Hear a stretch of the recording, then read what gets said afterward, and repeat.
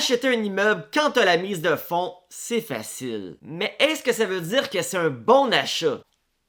Non, on appelle ça un immeuble à revenu. Alors si par exemple ton triplex n'est pas rentable, tu viens de te tirer dans le pied pis pas à peu près. La bonne nouvelle, c'est que tu viens de tomber sur cette vidéo, dans laquelle je vais t'apprendre comment savoir si un immeuble est rentable ou pas. Et tu vas voir que c'est pas long et c'est simple.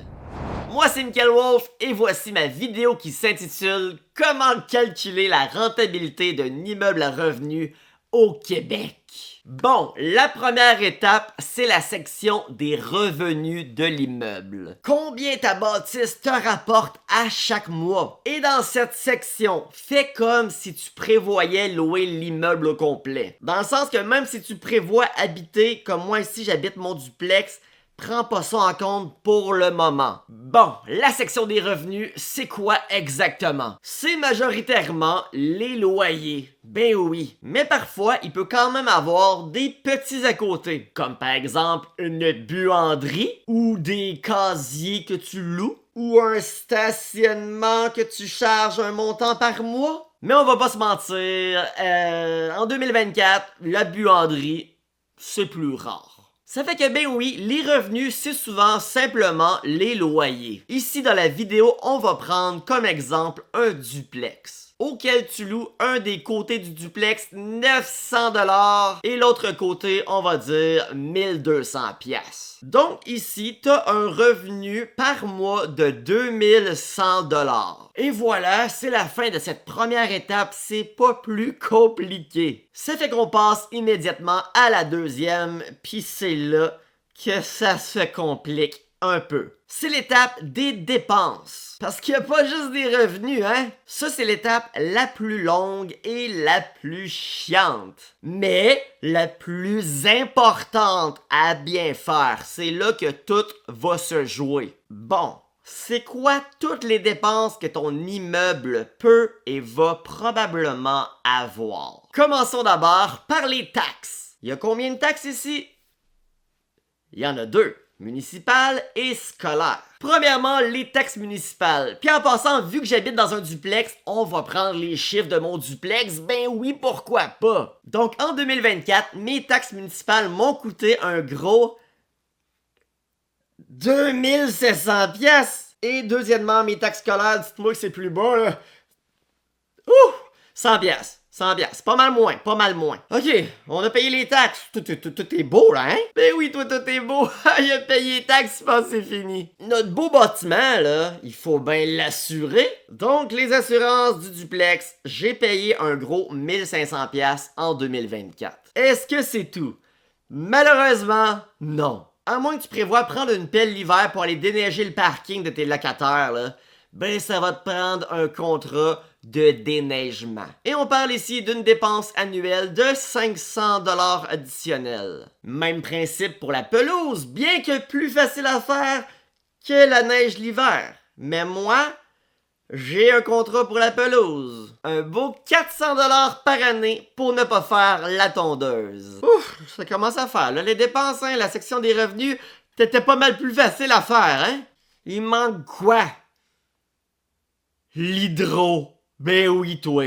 L'électricité. Dans mon cas, en tant que propriétaire, je paye l'électricité pour moi et aussi pour les locataires. Et on parle d'à peu près 2800 $ d'hydro par année. Comme on voit, ça s'accumule assez rapidement, hein? Et c'est pas fini. Veux-tu avoir un service de conciergerie? Pour ma part, non, pas besoin de ça. Alors, un gros 0 $, on en a besoin des fois, hein? Avons-nous ici un service de gestion? Non merci, je gère cet immeuble, ce duplex, toute seule. Mais en général, un service de gestion, on parle d'à peu près comme coût de 5% de la valeur des revenus de l'immeuble. Donc, dans l'exemple de cette vidéo, l'immeuble rapportait 2100 $ par mois de revenus, donc 25 200 $ par année. 5% de 25 200, il est écrit ici, on parle d'une dépense supplémentaire de 1260 en frais de gestion. Mais comme j'ai dit, moi, un seul immeuble, je pense que c'est complètement inutile d'avoir un service de gestion.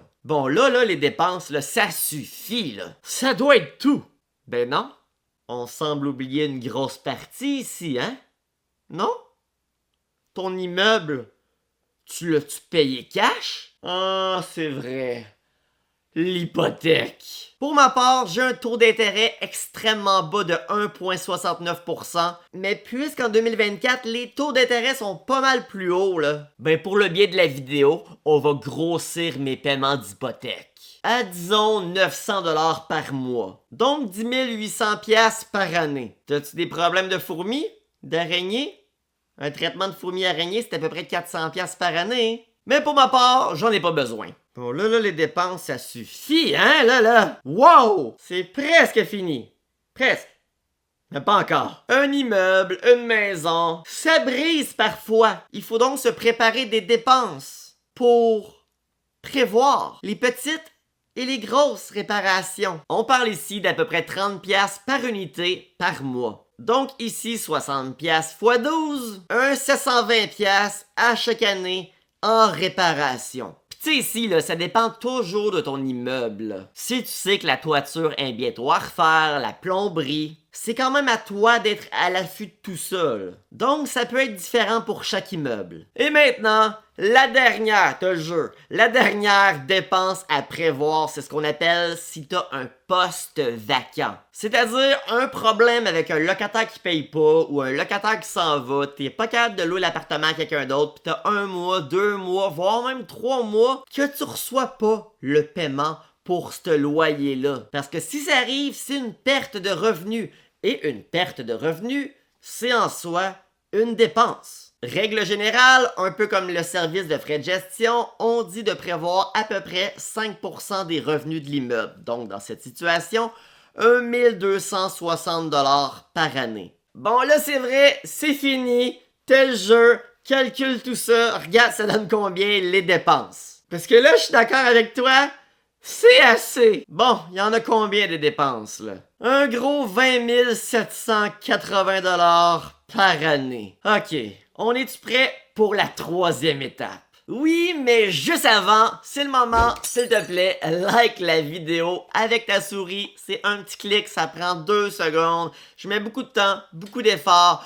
Like, merci. On continue. C'est l'étape du cash flow. Donc, les revenus moins les dépenses. Ici, on a 25 200$ de revenus qu'on a calculé dans la première étape, moins le 20 780$ de dépenses qu'on a calculé à la 2e étape. Ce qui donne un cash flow de 4 420$ par année. On est dans le positif. C'est déjà une bonne nouvelle. Et sais-tu quoi? La 3e étape est déjà faite. On est donc rendu, si tu me suis, à la 4e étape, qui est l'étape du rendement communément appelé le ROI, le retour sur investissement. Bon, ce projet-là, combien ça te coûte au départ? Parce que ça, on n'a même pas parlé encore, hein? Combien tu donnes en mise de fonds? Quand j'ai acheté cet immeuble, il y a 3 ans, j'ai mis 5% de mise de fonds. Si j'ai pu faire ça, c'est parce que j'habite le duplex. Si tu prévois pas habiter l'immeuble, inquiète-toi pas, je viens à toi dans quelques instants. Mais moi, j'ai mis 5% de mise de fonds, donc un 9000$ en mise de fonds. Mais pour le bien de la vidéo, disons que mon immeuble depuis 3 ans a pris 20 000$ en valeur. On va dire que j'ai mis une mise de fonds de 10 000$. Il y a également les frais de notaire à prévoir, environ 1300$. Les taxes de bienvenue, parce que quand on te dit bienvenue, ça te coûte à peu près 1500$. Est-ce que tu prévois mettre de l'argent en rénovation? Disons que t'achètes puis tout est correct ou tu mettras vraiment pas beaucoup, là. On va laisser ça à 0, ok? Il nous reste plus qu'à additionner ces montants. Donc, l'investissement initial de cet immeuble est de 12 800$. Nous allons donc prendre notre chiffre de tantôt, là, de la 3e étape, le cash flow, le 4420, et le diviser par l'investissement initial qu'on vient de trouver, qui est de 12 800$, et faire x100. Ce qui nous donne un rendement ici de 34,53%. Ce qui est excellent. Par contre, comme je t'ai dit, ici, j'ai utilisé une mise de fonds de 5%, puisque j'habite le duplex. Et moi, je fais pas exactement ce rendement-là, puisqu'évidemment, je ne loue pas la partie que j'habite. Donc ça, c'est des revenus que je ne reçois pas. Par contre, il faut quand même que j'habite quelque part, là. La raison pourquoi je t'ai fait calculer l'immeuble au complet que tu prévois y habiter ou non, c'est pour voir le potentiel de l'immeuble si tu n'y habites pas. Parce que demain matin, je peux décider d'aller ailleurs, puis je vais louer la partie que j'habite en ce moment, puis les chiffres vont être bons. Mais voyons voir si tu prévois ne pas habiter dedans et que tu mets donc une mise de fonds de 20%. Donc ici, il faut ajouter un 30 000 $ supplémentaire à ton investissement initial. Donc voyons voir le calcul du rendement avec un surplus de 30 000. Soit disant 4 420 $ divisé par 42 800 fois 100. Est-ce qu'on est encore dans un rendement positif? Oui, ça donne un rendement de 10,33%, ce qui est quand même très bon. Surtout qu'il faut pas oublier que quand tu achètes un immeuble à revenu, il n'y a pas seulement ce type de rendement. Ce que je veux dire, c'est que ton immeuble prend également de la valeur à chaque année. Et en plus, ton immeuble paye à chaque mois. Et 25 ans plus tard, tu as un immeuble complètement payé. Ça aussi, c'est une immense valeur à prendre en considération. Toi, est-ce que l'immobilier t'intéresse? Ou tu préfères vraiment, comme moi, la bourse? Écris-moi un petit commentaire et sur ce, je vous souhaite à tous et toutes une excellente fin de journée.